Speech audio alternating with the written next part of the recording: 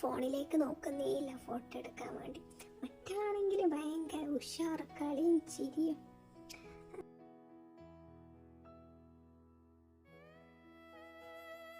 അങ്ങനെ അവിടെ ഊഞ്ഞാലിരുത്താൻ നോക്കിയാന്ന്, പക്ഷെ എത്രയാലും ഇരിക്കുന്നില്ല. പേടിയല്ല, സാധാരണ കുട്ടികൾ ഇരിക്കലുണ്ട്.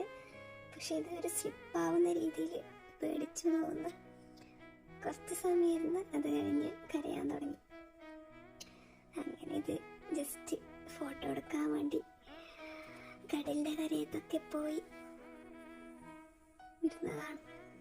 കുറേ ആൾക്കാരുണ്ട്. എല്ലാവരും അവരവരുടെ രീതിയിൽ ഓരോ ഫോട്ടോ എടുക്കുന്നു, കളിക്കുന്നു.